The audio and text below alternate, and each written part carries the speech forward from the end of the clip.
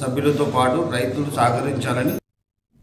తూర్పుగోదావరి జిల్లా రాజానగరం నియోజకవర్గంలో 72 దేవాలయాలతో ప్రసిద్ధ పుణ్యక్షేత్రాల గ్రామంగా కోరుకొండ ఉంది అంటే ఈ గ్రామం ప్రజలు ఎంతో పుణ్యం చేసుకున్నారని ప్రముఖ ఆధ్యాత్మికవేత్త, భారతీయ జనతా పార్టీ నాయకులు, విశ్వ హిందూ ధర్మం పరిరక్షణ రామసేన వ్యవస్థాపక అధ్యక్షులు కంబాల శ్రీనివాసరావు అన్నారు.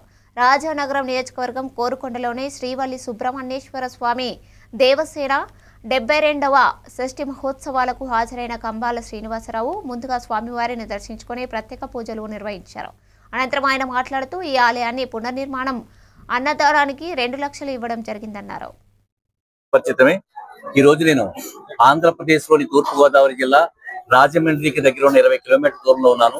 ఇది కోరుకొండ గ్రామం.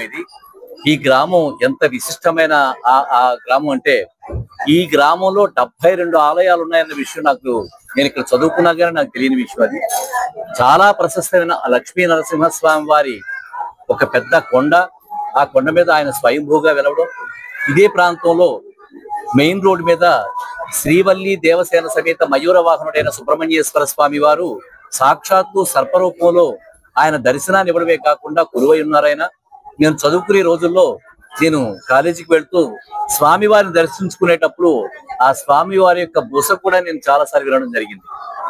అంతటి మహిమాన్వితమైన దేవుడు, సర్పస్వరూపులు ఆయన ఉంటూ ఎవరికి ఎటువంటి హాని చేయకుండా సదా ప్రజలను అందరినీ ఆశీర్వదిస్తూ చాలా సంవత్సరాలుగా వైభవంగా ప్రకాశిస్తున్నారు. అటువంటి పుణ్యక్షేత్రంలో నేను మొన్న నూతన ఆలయ నిర్మాణం చేపట్టినప్పుడు నేను ఆలయ ప్రతిష్టాపన కార్యక్రమానికి వచ్చి అన్నదానానికి 2 లక్షల రూపాయలు విరాళం ఇవ్వడమే కాకుండా ఆ రోజు నేను 25 లక్షలతోటి స్వామివారి చేతిలో ఉండే వేలాయుధం తయారు చేస్తా అని చెప్పి ఆ రోజు ప్రకటించడం జరిగింది.